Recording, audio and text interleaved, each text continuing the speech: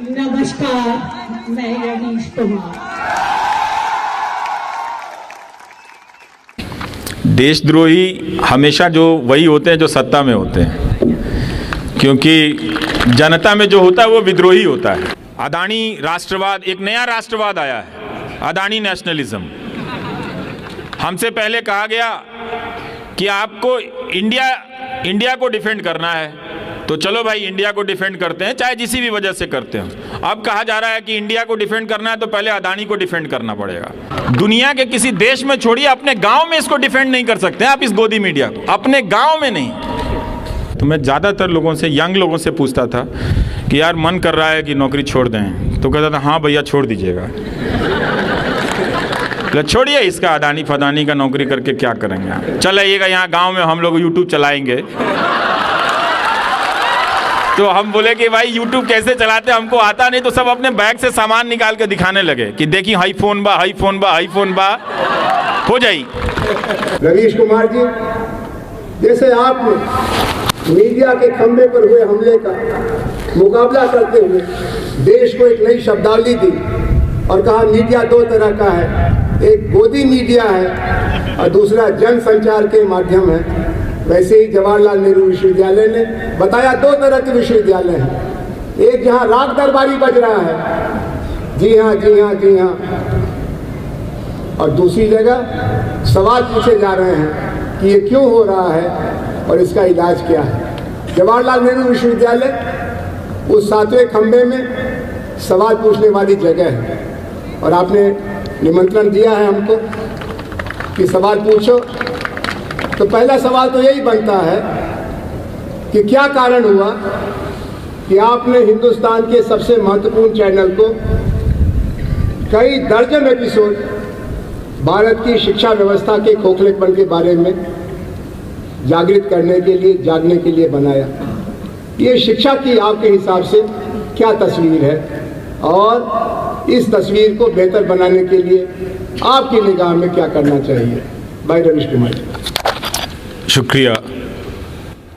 हम सब, इस देश का एक दुर्भाग्य है कि ज़्यादातर लोगों को आप कई पीढ़ी के लोगों से पूछें कि आपकी नज़र में अच्छी यूनिवर्सिटी क्या है, तो उनके पास कोई जवाब नहीं है, उनके पास कोई उदाहरण नहीं है। कई पीढ़ी, आज की पीढ़ी से भी, हमसे पहले की पीढ़ी से भी, उनसे पहले की भी पीढ़ी से, तो वो 2-3 जवाबों के बाद ख़त्म हो जाता है कि अगर आप IIT नहीं गए हैं, अगर आप JNU नहीं गए हैं, लेकिन देश में और भी कई सैकड़ों विश्वविद्यालय हैं।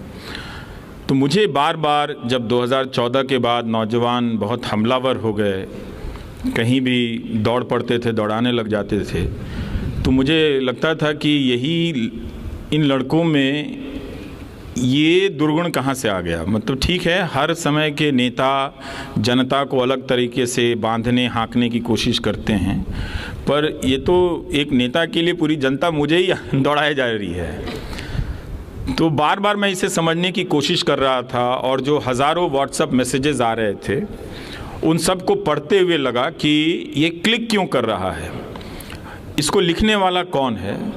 तो मैं एक निष्कर्ष पर पहुंचा कि जो लिखने वाला है वो बहुत ही हाई क्वालिटी के ट्रेंड लोग हैं जो व्हाट्सएप लिख रहे थे, जिनका आप जैसे लोगों की बिरादरी के लोग मजाक उड़ा रहे थे, पर मैं उनकी उस भाषा का, उस कंस्ट्रक्ट को बहुत गौर से देख रहा था कि इसके पीछे बहुत ही प्रबुद्ध लोगों का दिमाग है और बहुत ही हाई एंड लेवल पे जाके किया। मतलब आपके ही स्किल का कोई प्रोफेसर, आपके ही स्किल का कोई स्टूडेंट या आपके ही स्किल का कोई रिसर्चर ये काम कर रहा था, जो एक झूठ को इस तरह से, ऐतिहासिक झूठ को, धार्मिक झूठ को इस तरह से कंस्ट्रक्ट कर रहा था कि उन लोगों को लग रहा था कि पहली बार उन्हें नॉलेज मिला है। तब बात मुझे समझ में आई कि ज्ञान का अंतर या ज्ञान की असमानता इस देश में आर्थिक असमानता से भी ज़्यादा है। हम और आप में पैसे का बहुत फासला हो सकता है, आप छात्रों के बीच भी पैसे का बहुत फासला हो सकता है। चूँकि आप JNU में हैं तो आप सभी का एक स्तर है, तो वो वहाँ भी फासला है, मगर उन फासलों में काफ़ी अंतर है, बहुत कम दूरियाँ हैं। लेकिन जैसे ही आप यहाँ से बलरामपुर की किसी यूनिवर्सिटी के छात्र या मोतिहारी के यूनिवर्सिटी के एमएस कॉलेज के किसी छात्र के नॉलेज से आप तुलना करें या मगध यूनिवर्सिटी के किसी छात्र के नॉलेज से तुलना करें तो ज्ञान की असमानता वो भयानक है। तो हमने उन छात्रों को ये कभी पता ही नहीं चलने दिया, उनके बाप दादाओं को भी नहीं, उनको भी नहीं, कि आपके इलाके में जो कॉलेज है, जो यूनिवर्सिटी है, वो खंडहर है।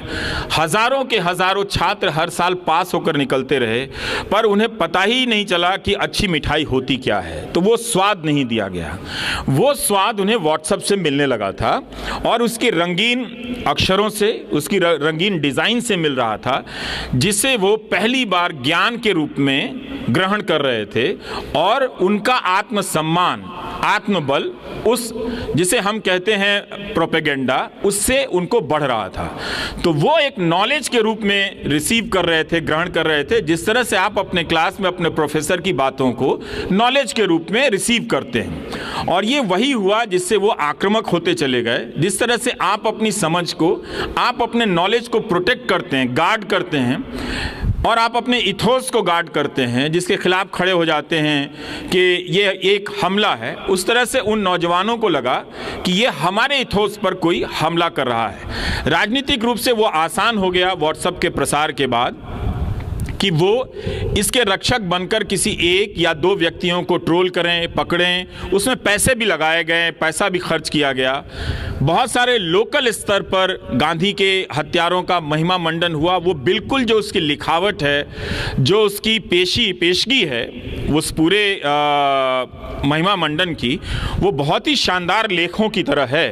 वो एक अजीब अजीब तरह के संदर्भों के साथ हैं, उनका कोई मुकाबला नहीं कर रहा था। तो मुझे लगा कि ये बताना बहुत ज़रूरी है कि आपको ज़िंदगी में कुछ मिला हो या ना मिला हो, मिलेगा या ना मिलेगा, लेकिन ये बात तय है कि आपको यूनिवर्सिटी नहीं मिली है। और जब देखने लगा तो पता चला कि कोई 3 साल से फंसा है, कोई 5 साल से फंसा है। किसी क्लास में एक ज़िले के कॉलेज में करीब करीब 5000 छात्र छात्राएं हिस्ट्री में एडमिशन उन्होंने लिया है, लेकिन कोई टीचर नहीं है पढ़ाने के लिए। तो 5000 छात्र इतिहास के विद्यार्थी होकर भी इतिहास के एक शिक्षक के बगैर गुजर रहे हैं। वैसे जेएनयू में भी शिक्षक नहीं होंगे इतिहास डिपार्टमेंट में, पूरे तो नहीं ही होंगे, कुछ खाली होंगे। जब यहाँ ये हाल है तो उस ज्ञान की असमानता पर किसी का ध्यान नहीं था। और जब मैं जीएन देवी को पढ़ रहा था तो उसमें एक बात मेरे दिमाग में खटक गई।